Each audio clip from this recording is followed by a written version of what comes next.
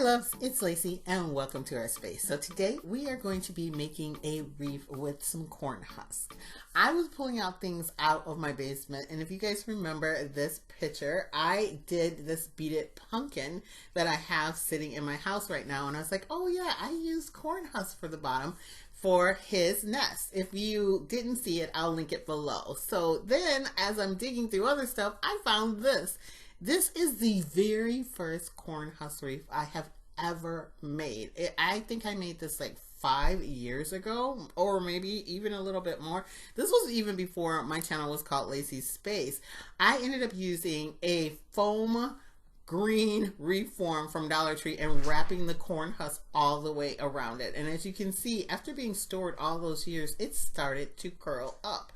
I actually couldn't believe that I did a Lacee's Space bow on this with just one color of ribbon, one kind of ribbon, and I put pine cones and some leaves on it. It wasn't my best attempt, but I liked it at the time. Though all of the corn husk has curled up from being warm and then not being warm in my basement. And so I wanted to show you guys that you can take a water bottle and spray down each one of the pieces and then just rub the water in and it will straighten them out.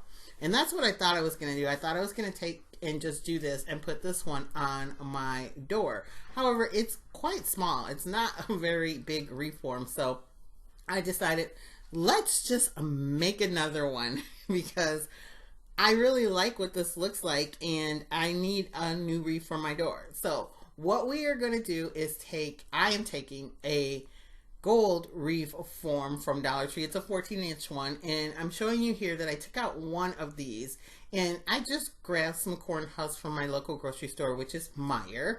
It doesn't make any difference which brand you get. These are normally used to make tamales, and I pulled out one to show you that I wet it down, and when you wet it down a little and let it dry out some, it's very flexible and it's ready to be used to make a wreath form. But if you take them completely out of the pack, they are hard most of the time, depending on where they're stored in your grocery store, and you can't use them as well. So let me show you how I prep them. I just put them all in my sink and I pull them apart individually. These look kind of clumped up.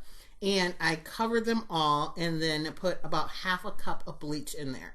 This helps with killing any creepy crawlers that are in there and make sure that they don't mold later on you because it's all treated with bleach already. Then after I rinse the bleach off, I lay them out on a old towel just in case some bleach is left on them. You don't want to ruin anything, and let them dry for a while. I pat them all down dry. I have to do this on like 4 or 5 different towels because you get about 8 ounces, I do believe, of these, but it's plenty to make a large wreath. Then I stack them up on some paper towel.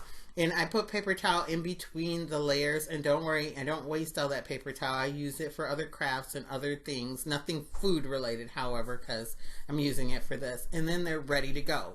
And so I peel them apart into pieces about, I don't know, maybe 2 inches is the widest one that I use. And then I'm going to be gluing them down to the first round on this wreath form, the first circle, the outer one. So how I do it is I cut them in at the bottom, the width that I want them, and then I tear them down. Don't try to tear them from the top because you're going to tear the tops really, really too much and you'll be wasteful in some of it. So I cut it in the middle or wherever I want for the width that I want. You can make yours wider, you can make yours a little smaller, and then I am gluing them down to the outer round. So I did the whole outer all around. So now I'm on the second round and I'm doing these in between the bottom ones. So as you can see, the bottom ones are all the way down. So in between pieces, so they stick out in the middle of the other ones, I'm gluing them down there. I sped up all this footage because no one wants to actually watch me glue down all of these pieces on here at one time. So now this is what the second round looks like, and I'm just got a little bit to finish up on that one. But I continue with that all the way around until we are done with the full second round. So here's what it looks like starting the third round. Now I am taking these and putting glue on them and then tucking them underneath the second round, the second circle. And then I'm holding them up off of the first two circles so that there's a gap between it. And then I'm going to take another one and put it on top of that one that I just did. Can you see that? So I'm going to put glue on a second one and put it on top of the one that I held up. So these both are going to be up higher. This footage is sped up just a little so you don't have to sit and watch me hold it. But as you can see, there's a gap between there. I can put my hands between. And so I did the whole second round in the middle. So you can see this and see how they are lifted on some. That's what you want for this, because I'm thinking not only am I going to use it for a wreath, I could use this as sort of like a cage or a crown for a centerpiece. Okay, I slowed down all this footage because I was basically going a little bit fast for you guys so you can see exactly what I'm doing. I tucked it under and I added a little extra hot glue to that one to make sure that it stays on that center ring. And so what I did through the whole wreath, in case it was a little confusing and I went a little fast, is on the first layer I just did it on top of them, and on the second layer I made sure they went in between the bottom layer ones and just did them on top.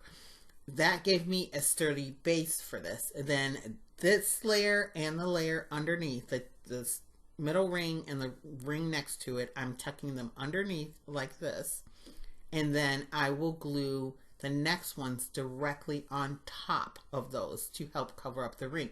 Now they don't have to be perfectly on top of it. You can put them in the middle so that this layer goes in between too, because it will cover the whole thing up all the way around, just as long as you start in the same spot and go all the way around. And this is what it looks like.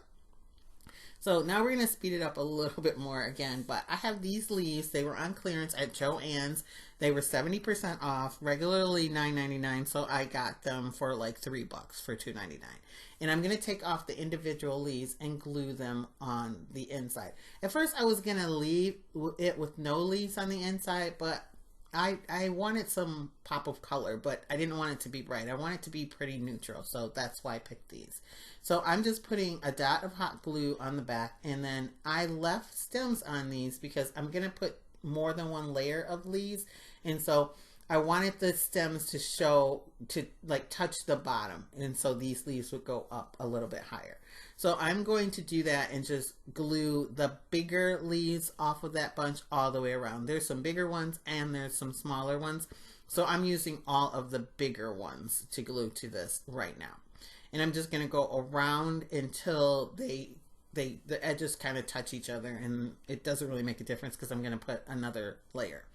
However, I also am going to take some of the bigger ones that I have that are left, because there's a bunch of them, and tuck them in to the sides of the wreath, and I've already done that with some. I'm just going to take a bit of hot glue and put it on the spine, and then tuck them into the corn husk so they come out around.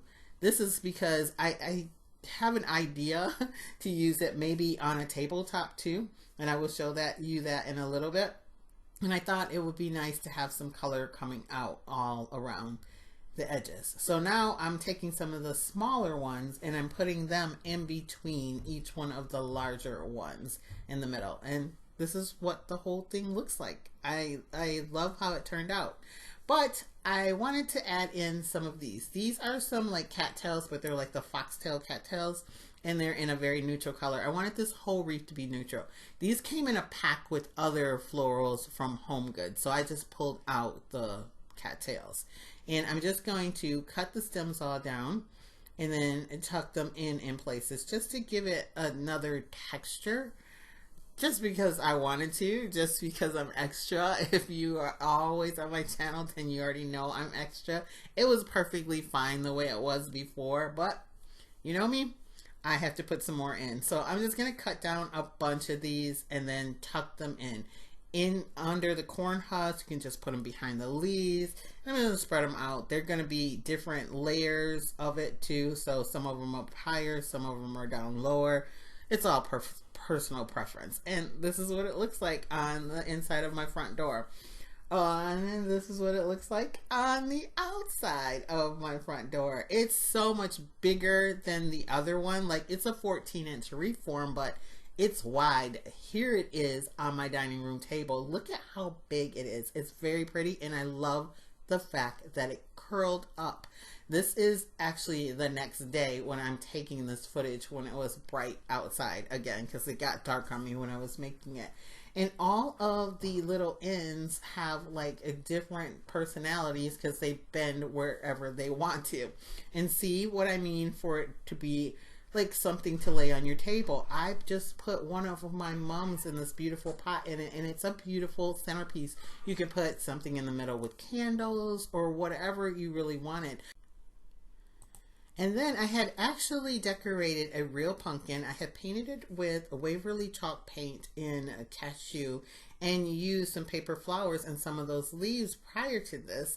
And I put it in here, and it looks really nice as well. So you could do it any kind of way that you want. So that is it for this video. Comment down below, would you make a Cornhusk wreath? They are really nice. If you're in a very humid area, I can tell you right now, it's going to curl up on you. And I like mine like this. It's kind of messy and stuff instead of perfectly straight. The other one I did was perfectly straight at one point though. So that's it. If you're not a subscriber here, go ahead, hit the subscribe button. Hang out with us for a while. We have a lot of fun here, and I will catch you guys in my next video. Bye, loves.